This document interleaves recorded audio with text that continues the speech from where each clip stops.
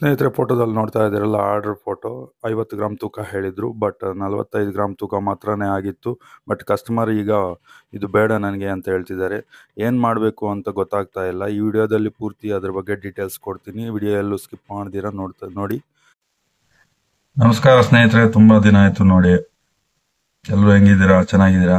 Welcome to ಸತ್ಯ ಆಶಿ YouTube channel. ತುಂಬಾ ದಿನ ಆಯ್ತು ವಿಡಿಯೋ ಮಾಡಿ. ಈ ಕೈನಲ್ಲಿ ಮಾಡಿದ್ರೆ ಇದೇ ಪ್ರಾಬ್ಲಮ್ ರೀ. ಯಾಕೆ ಅಂದರೆ ಒಂದ್ಸತಿ ಜಾಸ್ತಿ ತೂಕ ಆಗ್ಬೋದು, ಇಲ್ಲ ಅಂದರೆ ಒಂದ್ಸತಿ ಕಮ್ಮಿ ಆಗ್ಬೋದು.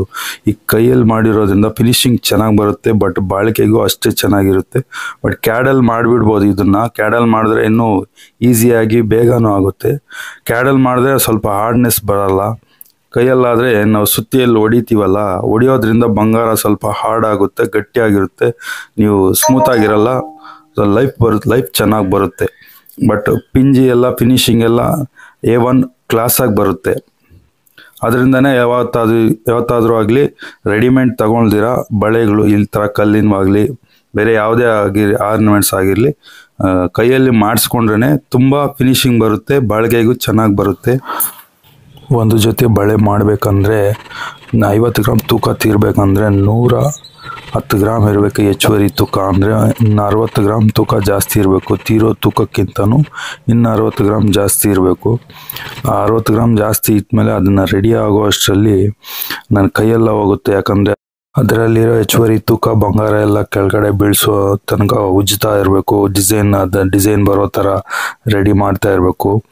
ಉಜ್ಜಿ ಕೈಗಳೆಲ್ಲ ಉರಿ ಎತ್ಕೊಳ್ಳುತ್ತೆ. 35 ಗ್ರಾಮಿಂದ 40 ಗ್ರಾಮ್ ತನಕ ಕೈಯಲ್ಲೇ ಉಜ್ಜಿ ಬಂಗಾರ ಬೀಳೋ ಥರ ಮಾಡಬೇಕು. ನೋಡ್ಬೋದು, ಇನ್ನು ಸ್ಟಾರ್ಟಿಂಗ್ ಸ್ಟೇಜಲ್ಲೇ ಇದೆ. ಇದು ರೆಫರೆನ್ಸ್ ಫೋಟೋ ಒಂದು ಕಳಿಸಿದ್ರು ನಮ್ಮ ಕಸ್ಟಮರೇ. ಅದು ಫೋಟೋ ತೋರಿಸ್ತೀನಿ ಸ್ಕ್ರೀನಲ್ಲಿ ನೋಡಿ ನೀವು.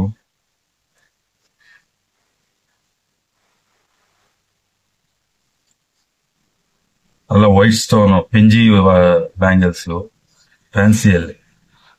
ನಾರ್ಮಲ್ ಪಿಂಜಿ ಮಾಡಿಸ್ಕೊಂತ ಇದ್ರು, ಇವಾಗ ವೆರೈಟಿಯಾಗಿ ಈ ತರ ಮಾಡಿಸ್ಕೊಂತ ಇದಾರೆ. ಸ್ವಲ್ಪ ಫ್ಯಾನ್ಸಿ ಲುಕ್. ಇದು ಪೂರ್ತಿ ರೆಡಿ ಆದ್ಮೇಲೆ ತೋರಿಸ್ತೀನಿ. 50 ಗ್ರಾಮ್ ತೂಕ ಹೇಳಿದ್ದಾರೆ. ಇದು ರೆಡಿ ಆದ್ಮೇಲೆ ಮತ್ತೆ ತೋರಿಸ್ತೀನಿ. 50 ಗ್ರಾಮ್ ತೂಕ, 50 ಗ್ರಾಮ್ ಅಂದ್ರೆ ಈ ಕಾಲದಲ್ಲಿ ಇವಾಗ ಮತ್ತೆ 5 ಲಕ್ಷ ಆಗುತ್ತೆ. 5 ಲಕ್ಷ ಬೆಳೆ ಬಾಳುವ 916 ಹಾಲ್ಮಾರ್ಕ್ಸ್ ಬ್ಯಾಂಗಲ್ಸ್, ಕೈಯಲ್ಲಿ ಮಾಡಿರೋ ಬ್ಯಾಂಗಲ್ಸ್. ಡಿಸೈನ್ ಮಾಡ್ತಾ ಇದೀನಿ ನೋಡಿ, ಕಾಣಿಸ್ತಿರ್ಬೋದಲ್ಲ ನನಗೆ. ಈ ತರ ಇದೆ ನೋಡಿ, ಇಲ್ಲಿ ರೌಂಡ್ ಇದೆಯಲ್ಲ, ಅದು ಬಿಟ್ಟು ಇವಾಗ ಡಿಸೈನ್ ಈ ತರ ಡಿಸೈನ್ ಮಾಡ್ತಾ ಇದೀನಿ. ನೀಟಾಗಿ ವಿಡಿಯೋ ಮಾಡ್ತೀನಿ ನಾನು. ಮತ್ತೆ